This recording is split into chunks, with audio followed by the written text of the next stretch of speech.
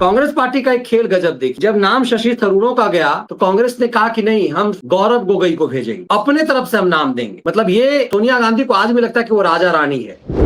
और उसको एक प्रदेश का मुख्यमंत्री डंके की चोट पर कह रहा है कि ये आदमी आईएसआई का एजेंट है, और इसने एक बार भी नहीं कहा मनीष जी कि मैं इनके ऊपर केस करूंगा। और तब इसने बड़े बड़े खर्रे लिखे थे अंग्रेजी अखबारों में, और इसने ये लिखा था कि कुलभूषण जाधव वास्तव में भारत की जासूसी करने वाला जासूस ही था।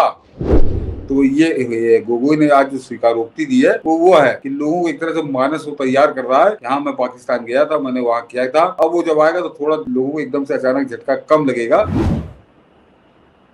सर, कांग्रेस पार्टी कह रही कि हम ऑपरेशन सिंदूर के बदले ऑपरेशन जय हिंद चलाएंगे।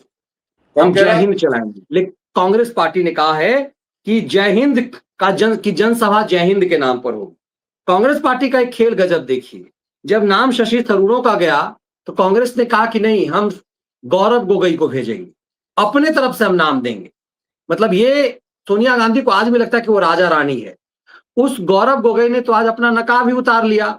उस गौरव गोगोई ने तो कमाल ही कर दिया। आपको याद होगा, आपने खुद वो पूरा दिखाया था उस दिन विश्लेषण। इस गौरव गोगोई ने आज पूरा अपना नकाब उतार लिया और गौरव गोगोई ने कहा, हाँ, हमारी बीवी नौकरी करती थी पाकिस्तान में कई सालों तक, और मैं भी वहां जाता था। और 12-13 में मैं वहां पर 1 साल ये भी रहा। सोचिए, ये चीफ मिनिस्टर का बेटा था। हेमंता बिश्व शर्मा ने इस पर कहा कि गौरव गोगोई की सफाई पर प्रतिक्रिया देते हुए असम के मुख्यमंत्री हेमंत ने गोगोई के पाकिस्तान यात्रा के कबूलनामे का स्वागत किया। सीए ने दावा किया कि उनके पास गोगोई के पाकिस्तानी एजेंसी के निकटता और विश्वसनीय सबूत हैं। शर्मा ने कहा कि कांग्रेस सांसद गौरव गोगोई ने आखिरकार स्वीकार किया है कि वह पाकिस्तान गए थे, लेकिन एक बात साफ बता दूं कि यह शुरुआत है, अंत नहीं। आगे जो सामने आएगा वह कहीं अधिक गंभीर होगा।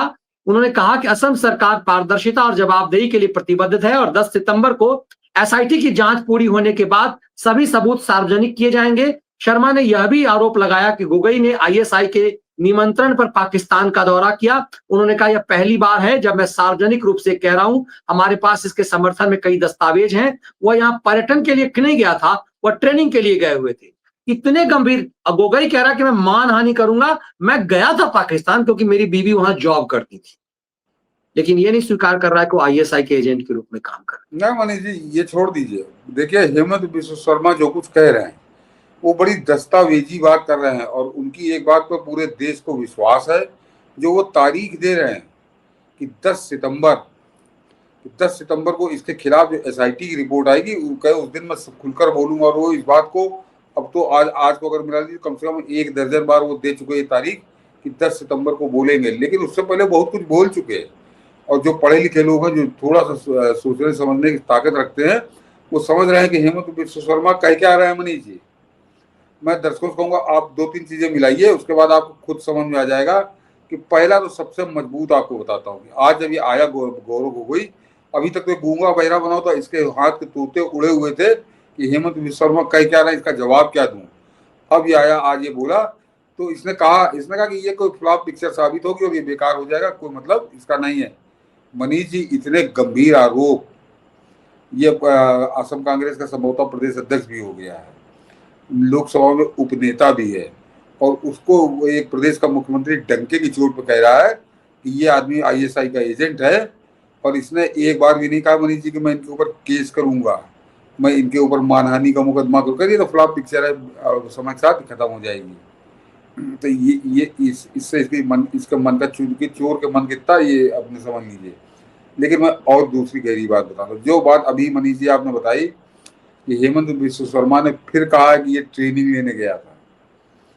अब वो ट्रेनिंग लेने गया था नहीं गया था, 10 सितंबर को क्या आएगी रिपोर्ट आएगी एसआईटी की, उस समय पता चलेगा। लेकिन एक बात से तो नहीं मुकर सकता ना ये गोगोई, और वो बात वो ट्रेनिंग वाली बात की पुष्टि कर रही है कि उस समय इसने लौट के पाकिस्तान से लौट के आने के बाद इसने हमारे जो समुद्री तटों की सुरक्षा के संबंधित इसने सवाल पूछे थे कि कहाँ पर कितनी सेना तैनात की गई है। रहने वाला ये आसाम का, और ये पूछ रहा था सवाल बंबई के समुद्र तटों की, हमारे पश्चिमी समुद्र तटों की, जिनसे सीमा पाकिस्तान की मिलती है, अरब सागर जिसे कहते हैं।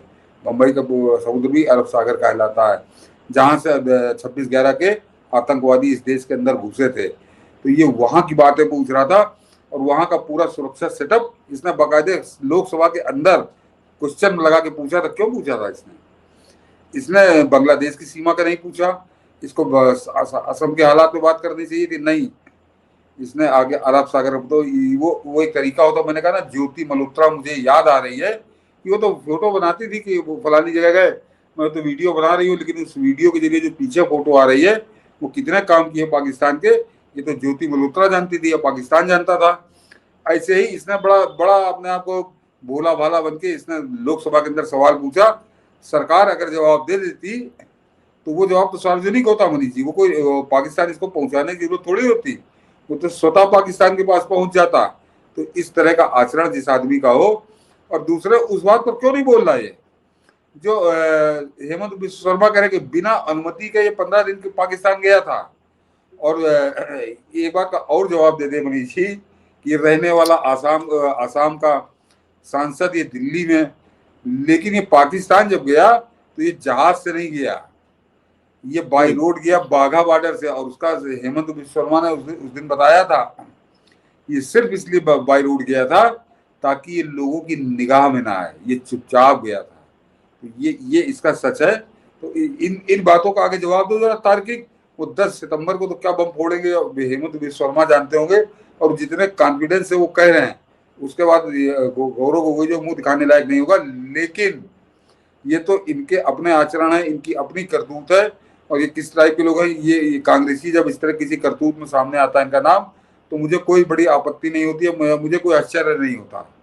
इससे पहले दिग्विजय सिंह अजीज बर्नी के साथ खड़े होकर आरएसएस को गाली दे रहा था कि बम्बई हमला आरएसएस ने करा दिया। सुशील शिंदे वो हाफिज सईद साहब कहता है, लादेन जी कहता है। तो कांग्रेसियों का आचरण है, ये आतंकवाद के साथ इनका हाथ रहा है।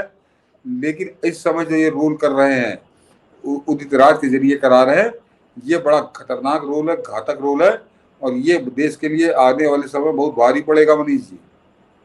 और मेरे ख्याल से प्रधानमंत्री मोदी इन बातों को समझ रहे होंगे कि ये आगे किस लिए नंगाई कर रहे हैं, और पाकिस्तान के लिए चारा, पाकिस्तान के लिए हिंदुस्तानी चारा कैसे इकट्ठा कर रहे हैं।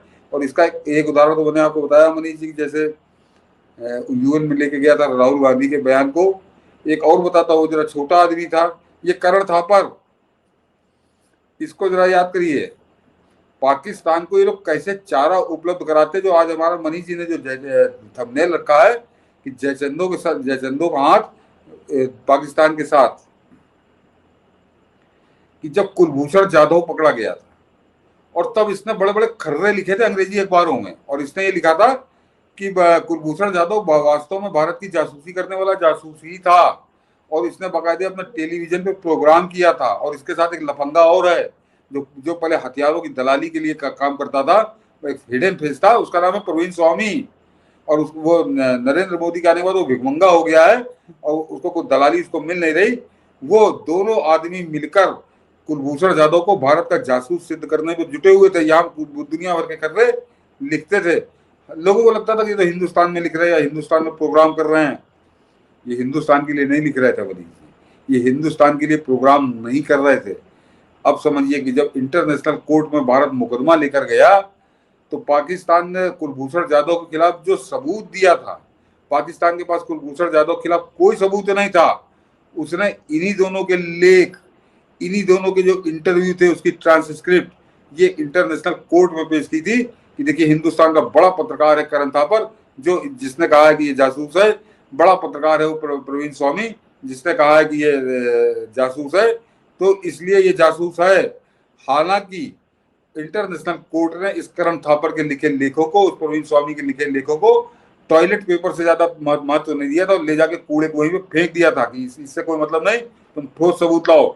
लेकिन ये चारा इकट्ठा कर रहे थे पाकिस्तान के लिए, और ये वही टेक्निक है, ये वही टेक्निक है जो आज ये नंगनाच कर रहे हैं। इनको मालूम है कि अभी कोई पता, अभी इसका जिक्र नहीं होगा, पाकिस्तान भी इन पर नहीं बोलेगा। पाकिस्तान जब अपना गट्ठर इकट्ठा करेगा तो इन सारे लोगों की बेचारे जो अपना जाके विदेशों में बोल रहे हैं, इन सब की धज्जियां उड़ाने के लिए होगा कि इनकी पार्टी इनके साथ नहीं है, ये अकेले लोग हैं, तो सरकार ने इनको भेज दिया था। तो उस समय क्या जवाब देगा भारत, ये प्रधानमंत्री मोदी इसकी तैयारी अभी से करें। गोगोई संसद में जब वक्त पे बोल रहा था सर, तो वक्त से उतर के ऐसा लगा कि पाकिस्तान के एजेंडे के लिए बोल रहा है, वही से समय वो नग्न हो रहा था। लेकिन जब हेमंता इस पे आरोप लगा रहे थे तो ये इनकार कर रहा था लगातार। आज एकाएक इसने आधा नकाब क्यों उतारा है? चाहता तो इसे भी नहीं उतारता। अब गोगोई के बारे में तो जो बात हेमंता कह रहे कि आईएसआई का एजेंट है, तो मतलब कांग्रेस पार्टी एक ऐसे व्यक्ति को जो आईएसआई का एजेंट है, डिप्टी स्पीकर बनाए हुए हैं अपनी पार्टी का लोकसभा के अंदर में, उपाध्यक्ष है सदन में, नेता प्रतिपक्ष। नहीं मनीष जी, वो जो मैं बार बार कह रहा हूँ, वो जो 10 सितंबर की डेट दे रहे हैं हेमंत बिस्वा शर्मा, तो ऐसे तो दे नहीं रहे, और ये अच्छे से जान रहा है, क्योंकि वो इसी को चिन्हित कर इसी को टारगेट करके ही सीधे बात कर रहे हैं, इसी को लेकर आरोप लगा रहे हैं, और आधे आरोप तो वो लगा ही चुके हैं। तो ये अच्छे से जानता है गौरव गोगोई कि 10 सितंबर को जिस समय वो चीफ मिनिस्टर कलाई खोलेंगे, तो इसके पास कुछ बचने के लिए होगा नहीं। तो एक तरीका होता है मनीष जी, एक होता है सेटबैक के साथ कि किसी आदमी को नंगा करना हो, तो वो आदमी खुद अपनी कमीज उतार दे, बनियान उतार दे, सब उतार दे, पैंट उतार दे, खाली चड्डी पहन के बचाओ, तो आदमी देखता है कि 90% तो उसको नंगा देख ही रहा होता पिछले 1 महीने से। जिस दिन वो चड्डी उतारता तो कहीं चलो ठीक है नंगा हो गया, तो नंगा 90% तो था ही। तो ये गोगोई ने आज जो स्वीकारोक्ति दी है वो है कि लोगों को एक तरह से मानस वो तैयार कर रहा है कि हाँ मैं पाकिस्तान गया था, मैंने वहाँ किया था। अब वो जब आएगा तो थोड़ा लोगों को एकदम से अचानक झटका कम लगेगा, इसलिए वो तैयारी कर रहा है। अदालत के लिए अपना पक्ष थोड़ा मजबूत कर रखा। हमने तो स्वीकार तो कर ही लिया था कि हम पाकिस्तान गए थे, हमारी बीबी वहां थी, हमने तो स्वीकार कर लिया था। ये मुझे लग रहा है कि इससे पता चल गया कि अभी जेल जाएगा पति पत्नी समेत, और अपने वो हाफ टी शर्ट वाले को भी ले जाएगा जो नया आका है, क्योंकि ये स्वीकारोक्ति ये बता रहा है कि कहीं ना कहीं गौरव गोगोई को लग गया है कि अब जेल जाना तय है। हाँ, अरे वो जेल जाएगा जो होगा। और जरा इतने संदिग्ध आचरण वाले व्यक्ति का नाम इस टीम के लिए जाता है सोनिया गांधी ने। तो सोच लीजिए सोनिया गांधी के इरादे क्या है और वो इस देश के बारे में क्या सोचती है।